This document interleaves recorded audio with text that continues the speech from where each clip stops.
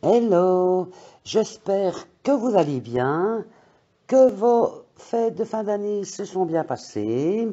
Alors, je vous retrouve aujourd'hui pour un petit tuto, on va dire grande débutante, parce que honnêtement, il n'y a absolument aucune complication dans cet ouvrage. Je ne vais pas discuter pendant 10 000 ans, c'est pas la peine, je vous laisse tout de suite avec la vidéo.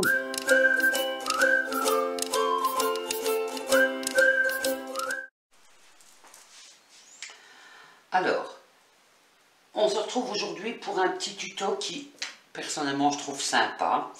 On va faire des petits coussins sensoriels pour bébé. Alors, pour ça, on va faire tous des petits carrés de 10 cm sur 10 cm. Il faudra à chaque fois deux petits coussins dans les mêmes coloris. Donc, ça voudra dire qu'il faudra à chaque fois couper 4 morceaux dans le même coloris. Et surtout, prendre toutes sortes de matières. Vous voyez, par exemple, ici, ben, c'est de l'essuie de l'éponge. Là, c'est du cuir. Ici, c'est du jeans. Ici, c'est de la doudoune. Là, c'est du milky, du coton, du jersey. Ici, c'est du suède, mais vous voyez ici, tout simplement le suède, et je trouvais que l'arrière était doux et que ça donnait aussi un autre aspect au toucher. Donc, je me suis dit, ben, pourquoi pas en mettre un à l'envers, un à l'endroit.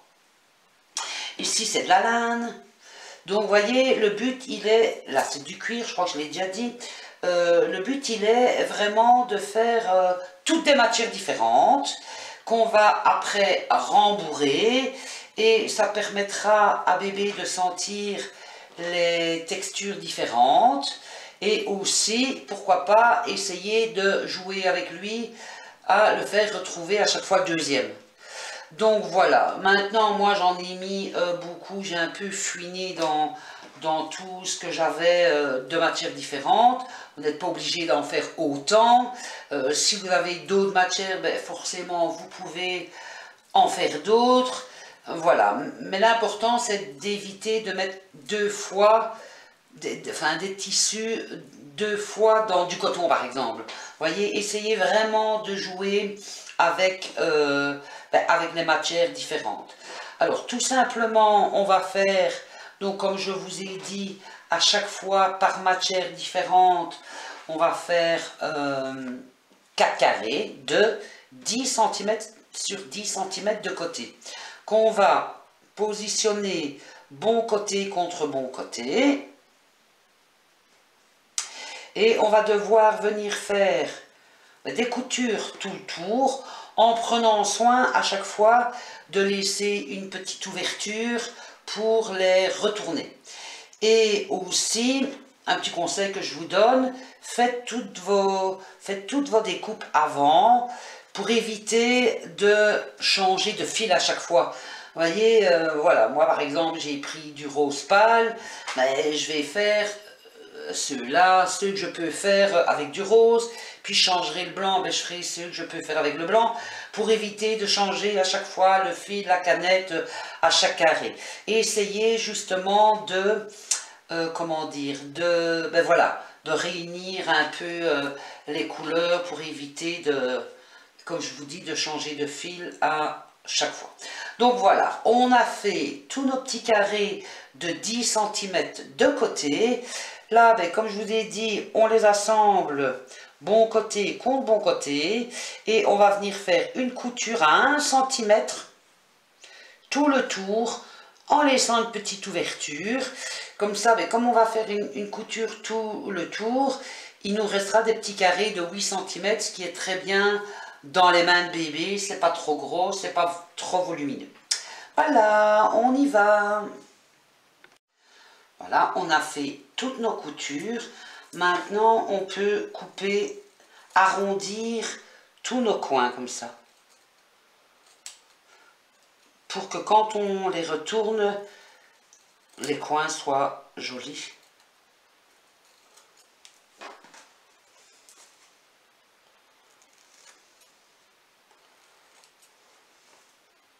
Voilà. arrondissez tous vos coins. Voilà, j'ai arrondi tous mes coins. Et maintenant, ben, il n'y a plus qu'à tous les retourner en faisant bien, justement, sortir les coins.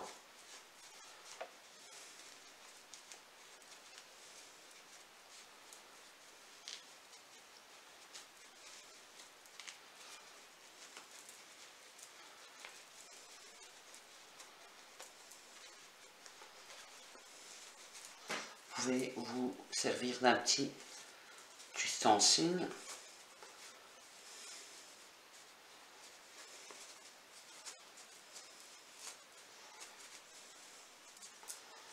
Comme ça, on obtient des petits carrés.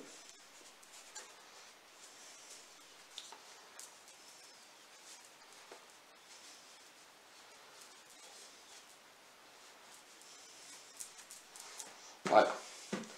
Il faut passer son temps à tous les faire. Donc, retournez-les et faites sortir tous vos coins.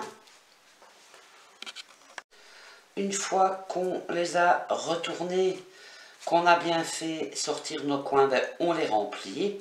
Mais il ne faut pas trop les remplir qu'ils soient vraiment durs au toucher. Il faut qu'ils soient souples. Vous voyez, on en pousse bien dans les coins.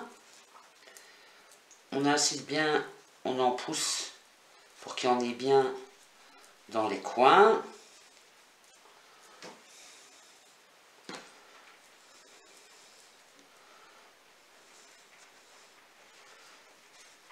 Vous voyez, il est rempli, mais c'est pas dur, ça reste bien souple. Vous voyez.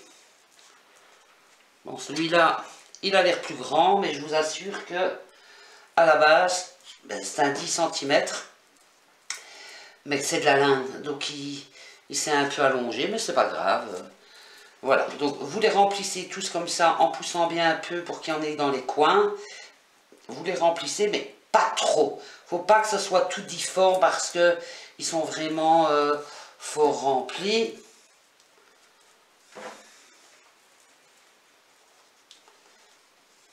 Alors, petite précision, mon rembourrage, si vous en avez à la maison, tant mieux.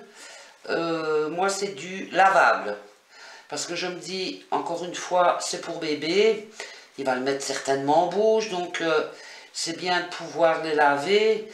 Et ben, comme ça, il ne sera pas déformé. Si vous les passez en machine, ils reprendront leur forme après le lavage, quoi. Donc voilà, faites ça. Remplissez-les en poussant bien un petit peu dans les coins. Remplissez-les, mais pas trop. Vous voyez, comme ça, il a une belle forme. Il n'est pas trop rempli, tout simplement. Voilà, faites ça, remplissez-les tous. Quand vous avez bien rempli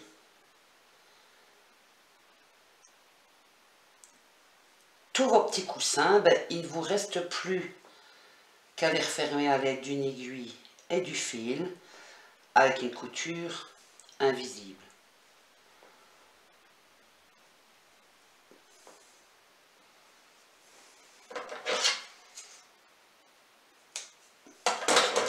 Et voilà, c'est terminé. Alors vous voyez, à chaque fois, ben, il y en a deux. Dans un premier temps, ben, ça leur permet de voir de sentir les différences au toucher. Et puis, quand ils sont un peu plus grands, ben, vous pouvez jouer avec eux et leur demander de retrouver à chaque fois le deuxième.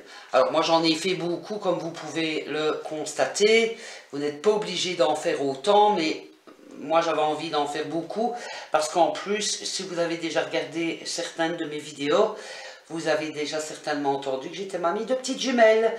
Donc, elles pourront s'amuser à deux.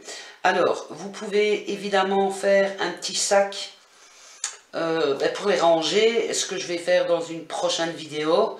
Un petit sac assez grand pour pouvoir tout mettre selon la quantité que vous ferez.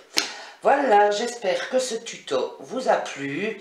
N'hésitez pas à me le dire en commentaire, à vous abonner à la chaîne si ce n'est pas encore fait, à cliquer sur la petite cloche pour ne louper aucune vidéo. Et sachez que j'en poste tous les dimanches matin. Mais voilà, justement, la petite cloche vous permet de savoir directement quand j'en publie une en semaine, ce qui va encore être le cas aujourd'hui. Je vous souhaite une bonne journée et je vous dis à tous à très bientôt.